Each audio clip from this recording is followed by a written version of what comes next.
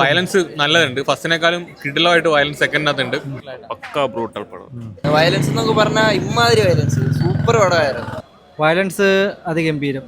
Action violence ഇപ്പൊ കണ്ട് ഇപ്പം വയലൻസ് ഒന്നും ഇപ്പൊ ഇതിനേക്കാളും വലിയ വയലൻസ് കൊണ്ടുവന്നു കഴിഞ്ഞാൽ നമുക്ക് പിടിക്കത്തോളം തോന്നുന്നു.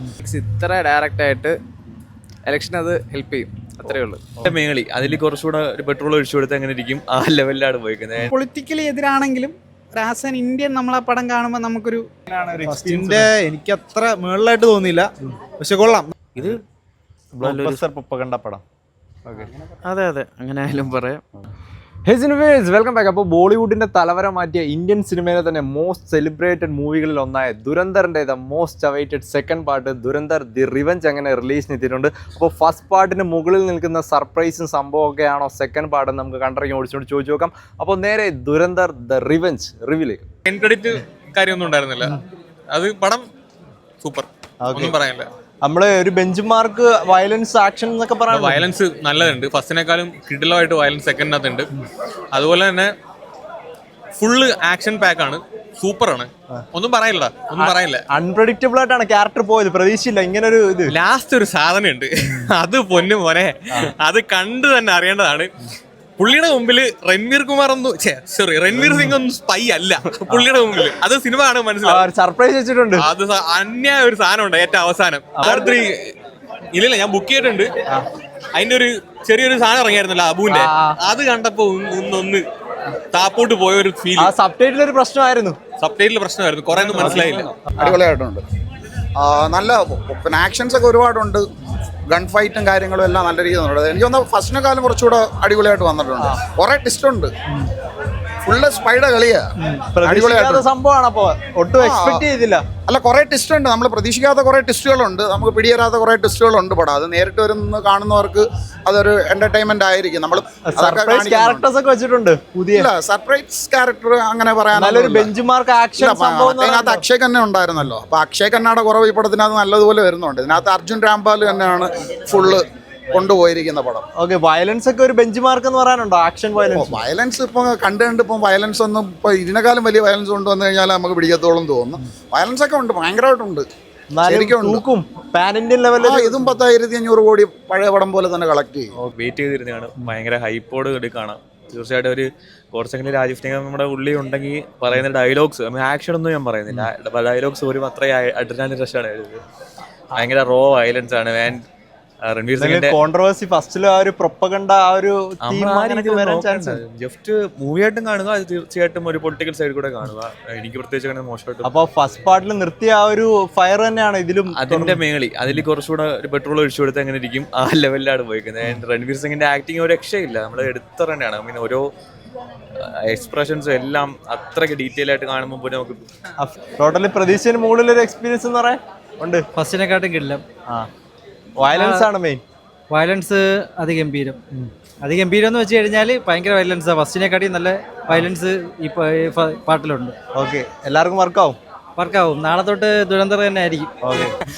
ഫസ്റ്റ് ഹാഫ് വളരെ ഇച്ചിരി സ്ലോ പേസ് ആണെങ്കിലും കണ്ടോണ്ടിരിക്കാൻ നല്ല രസമാണ്. അത് കണക്കാണ് സെക്കൻഡ് ഹാഫ് വരുമ്പോഴത്തേക്ക് ഭയങ്കര എൻഗേജിങ് ആവും.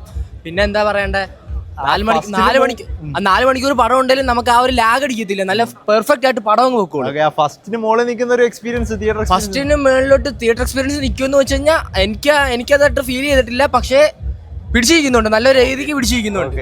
പാട്ട് കണ്ടിട്ട് ആ ഒരു ഹൈപ്പിന് മുകളിൽ നിൽക്കുന്ന ഒരു ഫസ്റ്റ് പാർട്ടിനെക്കാട്ടി സെക്കൻഡ് ആയിട്ട് എടുത്തിട്ടുണ്ട്. വയലൻസ് ആണ് കൂടുതൽ. സബ് ടൈറ്റിൽ ഇല്ലായിരുന്നു, ആ ഒരു ഇഷ്യൂ ഉള്ളൂ. മനസ്സിലായി, കുഴപ്പമില്ല, പക്ഷെ ഓക്കെ സബ്ടൈറ്റിലൂടെ എല്ലാവർക്കും കൂടി മനസ്സിലായില്ല. ഒരു അടുത്ത പാട്ടിലേക്കുള്ള ഇതിട്ടാണ് നിർത്തിയേക്കുന്നത്. ഹിന്റ് ഇട്ടിട്ടുണ്ട്, മേ ബി സർപ്രൈസ് ഒക്കെ വെച്ചിട്ടുണ്ടോ? സർപ്രൈസ് ഉണ്ട്, ആക്ഷൻ ഉണ്ട്. ഓസം ഒരു 3 hours നമുക്ക് പോകുന്ന അറിയത്തില്ല. ഓക്കെ, പക്ഷെ അതിനകത്ത് കുറച്ച് പൊളിറ്റിക്സ് ഉണ്ട്, BJPക്കുള്ള സാധനം ഉണ്ട് അതിനകത്ത്. അത് വിഷയമാവും, പടമാണോ കത്തുന്നത് അതോ അതിന്റെ പ്രൊപ്പഗണ്ട ആയിരിക്കും, അത് മനസ്സിലായിക്കോളും. പടം കൊള്ളാം, പടം നല്ലതാണ്, ഞാൻ അതിൽ മോശമൊന്നും പറയുന്നില്ല. പിന്നെ അതിനകത്ത് ഈ പൊളിറ്റിക്സ് ഇത്ര ഡയറക്റ്റ് ആയിട്ട് ഇലക്ഷൻ അത് ഹെൽപ്പ് ചെയ്യും, അത്രേ ഉള്ളൂ. എനിക്ക് അത്ര മേളിലായിട്ട് തോന്നിയില്ല, പക്ഷെ കൊള്ളാം, നല്ല പടം തന്നെ. നല്ല അടിപൊളിയായിട്ട് എടുത്തു വെച്ചോണ്ട് നല്ല പടം തന്നെ. ടോട്ടലി സ്റ്റോറി നമ്മൾ അൺഎക്സ്പെക്ടഡ് ആയിട്ട് അങ്ങനെയൊക്കെ തോന്നി. അൺഎക്സ്പെക്ടഡ് ആയിട്ട് അങ്ങനെ പറയാം. ആസ് ആൻ ഇന്ത്യൻ നമുക്കൊരു റിവെഞ്ച് ഫീൽ ഉണ്ടാവും.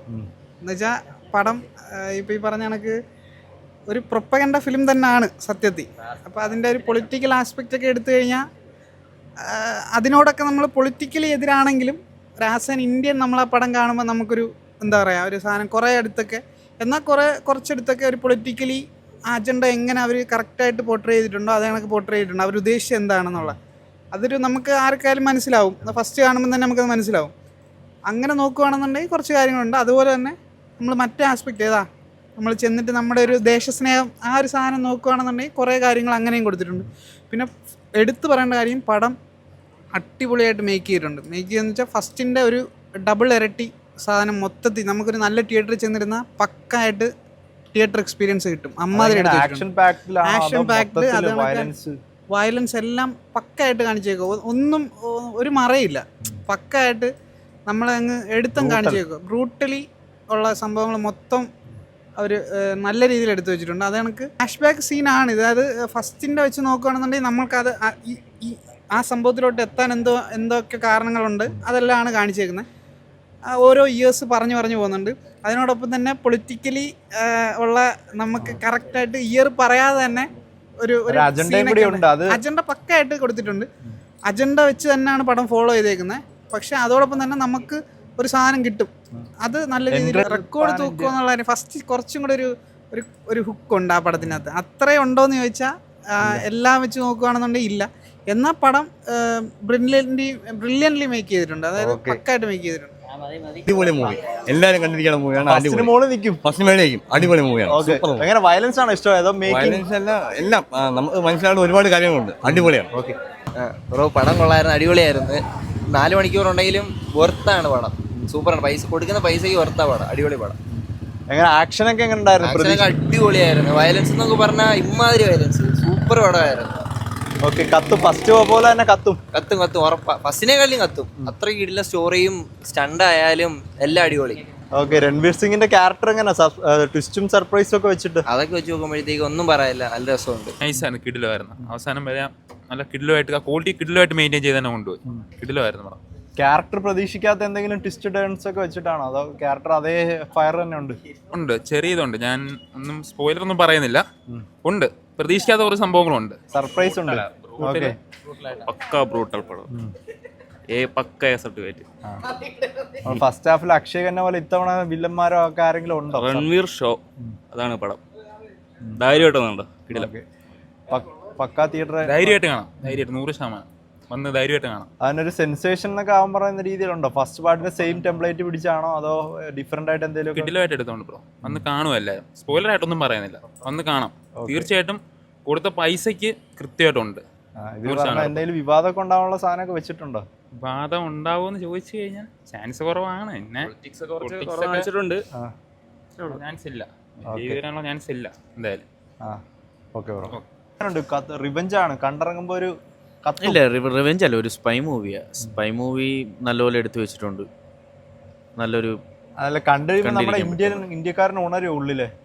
ഇല്ല, ഇന്ത്യക്കാരൻ ഉണരുന്നതല്ല. ഇന്ത്യ ഇതൊരു പൊളിറ്റിക്കലി നോക്കുകയാണെങ്കിൽ പടം നല്ലൊരു ഹിന്ദുത്വ രാഷ്ട്രമാക്കുന്ന രീതിയിലുള്ളൊരു സംസാരമൊക്കെ ഉണ്ട് ചില ഇടയ്ക്ക്. എന്ന് വെച്ചാൽ അത്രയ്ക്കില്ല. ചില ഡയലോഗിലൊക്കെ നമുക്ക് ഫീൽ ചെയ്തിട്ടുണ്ട്. ആസ് എ പേഴ്സൺ എനിക്ക് നല്ലപോലെ ഫീൽ ചെയ്തിട്ടുണ്ട്. അല്ലാതെ നോക്കുകയാണെങ്കിൽ ബെസ്റ്റ് സ്പൈ മൂവി എന്ന് പറയാം ഒരു ഇന്ത്യൻ സിനിമയിൽ. ദുരന്തർ 1-ൻ്റെ കൂടെ നിൽക്കാൻ പറ്റിയ ഒരു പടമാണ് ദുരന്തർ 2. പിന്നെ ആക്ടിങ് ആയാലും എല്ലാം. പ്രൊപ്പഗണ്ടയൊക്കെ എന്തെങ്കിലും ആൾക്കാർ നെഗറ്റീവായിട്ട് ഇത് ഉണ്ടാക്കും. ചില ആൾക്കാരെയൊക്കെ ഇതിൽ വെളുപ്പിക്കാൻ നോക്കിയിട്ടുണ്ട്. അത് പടം കാണുമ്പോൾ മനസ്സിലാവും.